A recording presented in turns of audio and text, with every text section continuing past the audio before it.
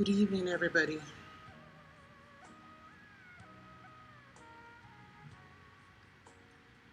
I stand yet again on all protocols observed.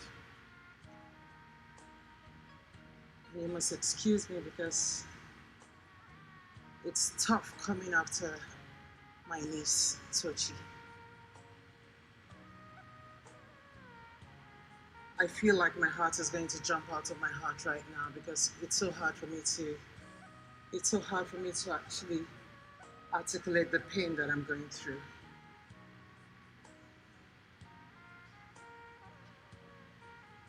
It's hard.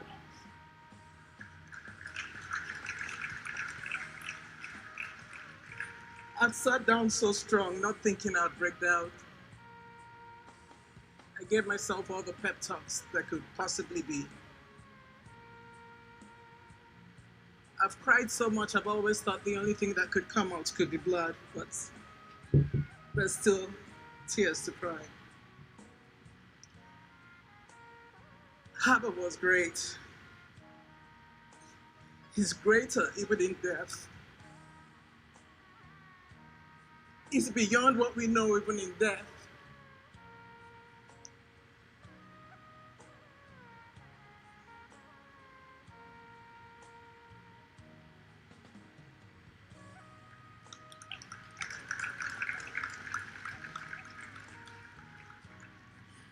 I'm left with three of my other siblings.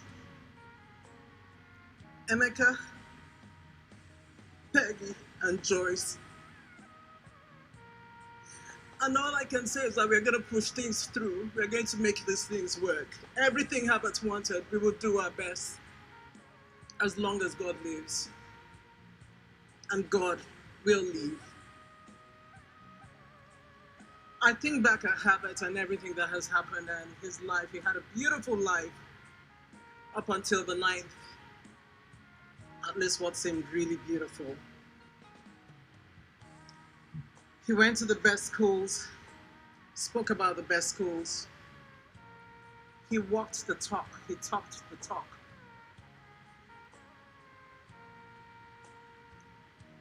When Herbert came, I mean, for those people who know my father, you'd know that physique-wise, Herbert is small compared to Daddy. Yes, in his smallness, he was not limited. I wasn't surprised when I saw things saying Herbert was fearless. Herbert was meek, yet he was strong. Herbert was calm.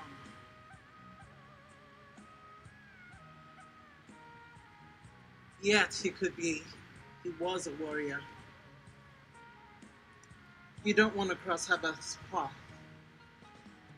Yesterday, somebody spoke about how you would always see Herbert, and Herbert would always frown his face, or squeeze his face. And I think as his baby sister, I sometimes used to wonder, you're squeezing your face, I think I need to get an iron and see if I could straighten out the face. But I never thought about saying it to him where he could hear.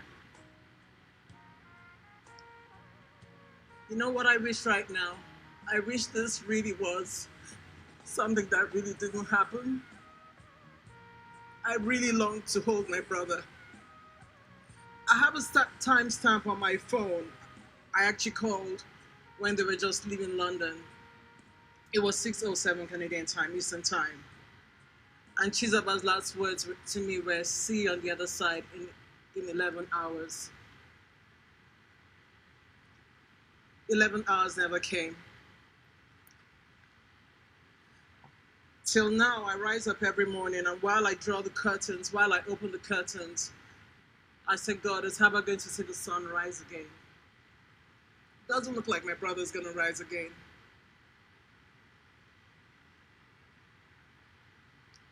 Doesn't look like my brother's going to rise again.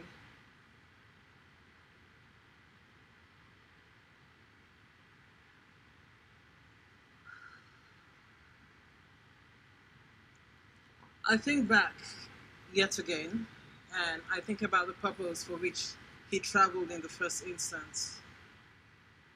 And I think growing up, I never thought Herbert was actively following soccer by any measure. Herbert would barely watch any soccer match, only of course maybe if Nigeria was playing. And so I wondered what exactly he went to do at the Super Bowl. But I realized very quickly that it was his own way of actually having to distress and get away from all the hustle and bustle that Nigeria afforded him. And so for him, it was actually just a breather.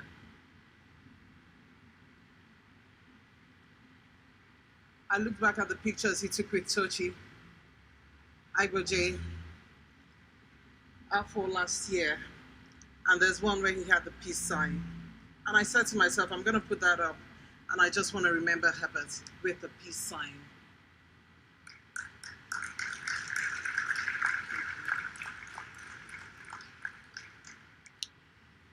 Herbert's death has taught me a few things, and just permit me if I could just go through a few of them. One of the things that Herbert's death has taught me about is love. We need to make time to love, and we need to make time to love our dear ones. And I realize as well that love is not something you write. Love is a doing word. There's no time for us to have schisms with each other. There's no time, because you know what? Tomorrow is not guaranteed. For any one of us, tomorrow is not guaranteed. It's not guaranteed. I don't know if I can make 12 a.m. My brother didn't make 12 a.m. on the 10th. Can I please ask that we go out and we love ourselves? Can I ask that we give excuses for ourselves? Can I ask that when God calls us back home, we would say we loved? Tochi, David, Hannah, Okachi, when he grows up. I could only promise, and I promise you I'll do as I say. I mean, everyone has promised everything, and I'm sure everyone is going to keep their word. But I mean, you know the relationship I had with your parents. I'd love you like Chizoba loved you. I'd love you like my brother loved you.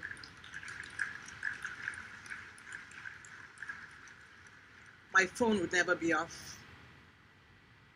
I would do my very best, no matter what the time difference is with where I am and where you guys are. It wouldn't be an issue. For my parents, like you all know, like I said the other day, my parents are struggling. But one thing my father does that I've learned and I will take going forward, aside the lesson of love, is to hold on tight to God. When I walk past and people ask me, they say, Stella, how are you coping? How are you hanging on? I love the question, how am I hanging on? I tell them by the thread of God's garment. And it's the only way I can hang on.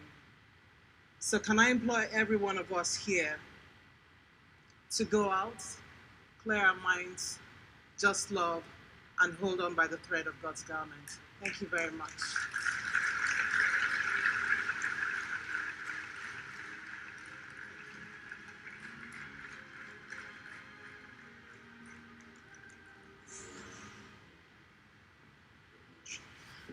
Last tribute from the family.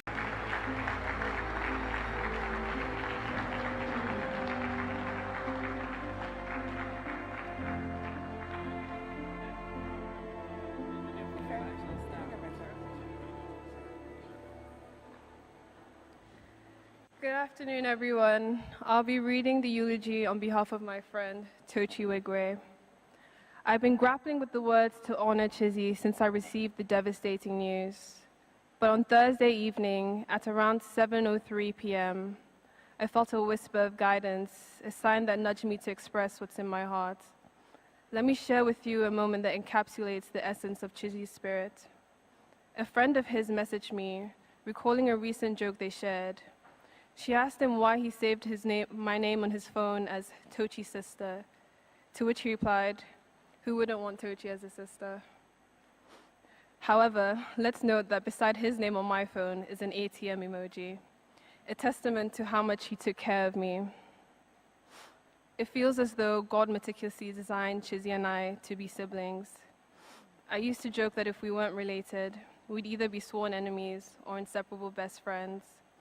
Our bond evolved gradually, but with purpose, laying a foundation of strength and love. From our road trips across states, from Cranbrook to Kent, and from DC to New York, we cherished every moment together. Chizi was a beacon in our family, a jester, a prankster, a financial wizard, an extrovert, overflowing with emotion, yet fiercely competitive. He was a ray of sunshine on the gloomiest days. As I attempt to paint a picture of who my brother truly was, I realize words fall short. To know him, one had to experience his presence. I've pondered endlessly how I'll convey to my future children and siblings who their uncle and older brother was. We shared countless conversations, embarked on endless adventures, nurtured shared interests, and even dreamt of business together.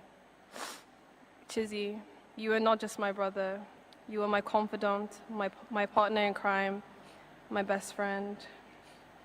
I am forever grateful to have experienced a bond with you that transcends words, a love that was unwavering, a sense of protection that was ever constant. Though we must part for now, I take solace in the belief that we will reunite someday. Until then, my corporate rock star, rest easy and continue to watch over me from above. You'll forever reside in my heart. I love you, Chizi. Tochi, aka Young Toch.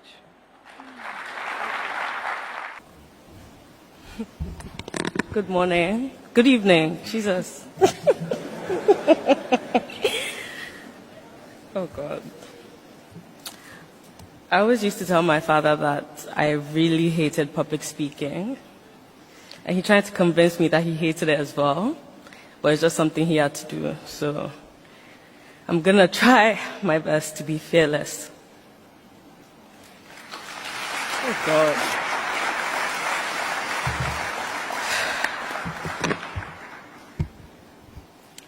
In this moment, for the first time, your words resonate deeply within me.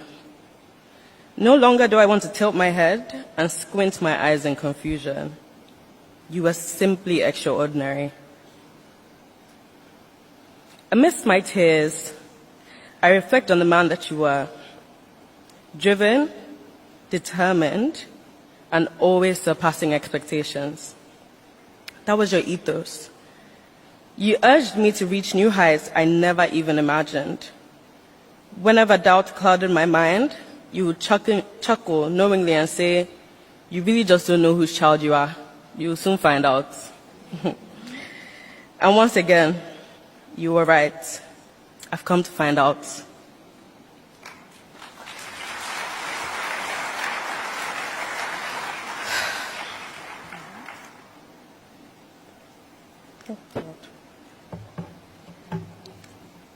I could never fathom how you managed to do it all. It seemed inconceivable. Turning everything you touched to gold while remaining an unwavering anchor for your family and friends. Distance meant absolutely nothing to you. Even when I studied overseas, you traveled continents on a whim just to see me for a couple of minutes before heading back to your responsibilities. Also those midday check-ins to make sure I was doing my work when I was ingrained. If not, I'd be disciplined seriously. These were a testament to your steadfast and ever-constant love. Whenever your name graces my lips, I make sure to emphasize that my father was a feminist, a champion of equality. Oh my God. He was a divine blessing in my life, instilling in me the confidence to defy convention, to never conform. According to him, my mother, Hannah, and I were the most beautiful. And my nickname was also Pretty. Who will prompt me to flash a peace sign in every photo?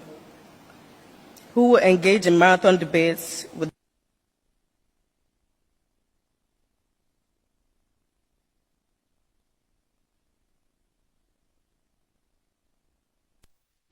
my nickname was also Pretty.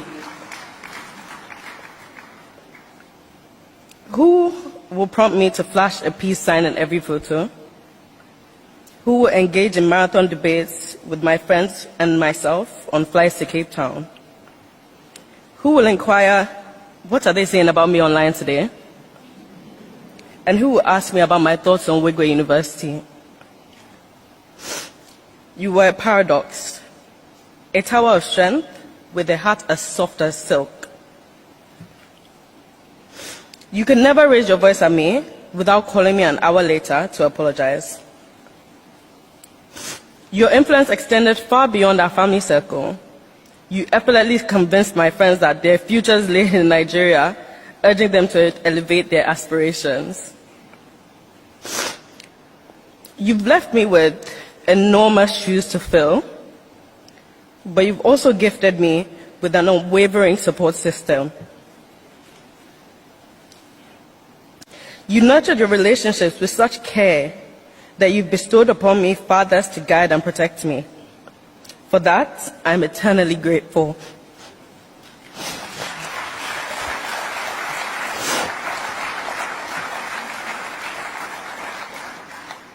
I love you deeply, and I ache for the day we'll be reunited, to resume our cherished gossip sessions, to continue our pep talks about life and everything in between. With all my love, Mama T, aka You're Pretty.